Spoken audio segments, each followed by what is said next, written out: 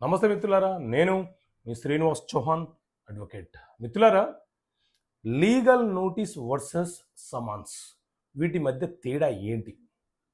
Legal notice అంటే ఎవరికైనా ఏదైనా ఒక సమస్య వచ్చినప్పుడు ఆ సమస్యకు సంబంధించి ఎవరైతే ఆ వ్యక్తులకు ఆ సమస్యలను సృష్టిస్తున్నారో, అంటే సివిల్ అంశాల మీద, ఉదాహరణకు డబ్బులు తీసుకున్నారు, తిరిగి అప్పు తీసుకున్న వ్యక్తి చెల్లించటం లేదు, లేదా ఒక వ్యక్తి చెక్ ఇచ్చాడు, చెక్ ఇచ్చి మోసం చేశాడు కాబట్టి చెక్ బౌన్స్ కేసు వేసే సందర్భంలో, అగ్రిమెంట్ ఆఫ్ సేల్ రాసిచ్చాడు, తిరిగి వచ్చి రిజిస్ట్రేషన్ చేయమంటే చేయట్లేదు, ఇలా ఏదైనా ఒక సందర్భం ఏర్పడినప్పుడు మీరు అడ్వకేట్ ద్వారా అవతల వ్యక్తికి మనము లీగల్ నోటీస్ అనేది పంపించవచ్చు.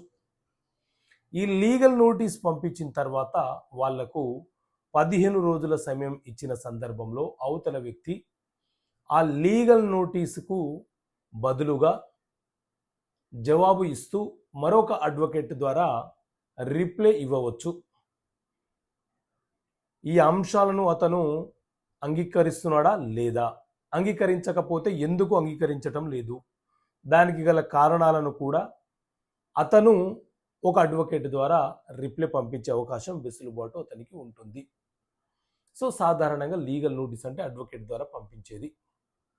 సమాన్స్ అంటే ఏంటి అని అంటే, ఏదైనా ఒక సివిల్ కేసు మనం న్యాయస్థానంలో ఫైల్ చేసినా, లేదా ఎవరి మీదైనా ఒక ఎఫ్ఐఆర్ నమోదైనప్పుడు, సో సివిల్ కోర్టులైనా క్రిమినల్ కోర్టులైనా సరే, ఎవరి మీద అయితే కేసులు నమోదయ్యాయో వాళ్లకు న్యాయస్థానము పంపించే నోటీసులను సమాన్స్ అని పిలుస్తుంటాము.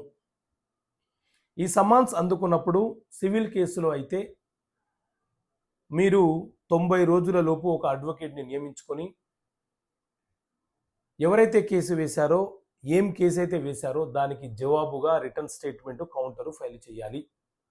అదే క్రిమినల్ కేసు అయితే అక్యూజ్డ్కి సమాన్స్ వచ్చిన తర్వాత ప్రతి వాయిదాకు న్యాయస్థానానికి హాజరయ్యి ఆ నేరము అతను చెయ్యలేదని చెప్పి నిరూపించుకునే బాధ్యత అతనికి ఉంటుంది.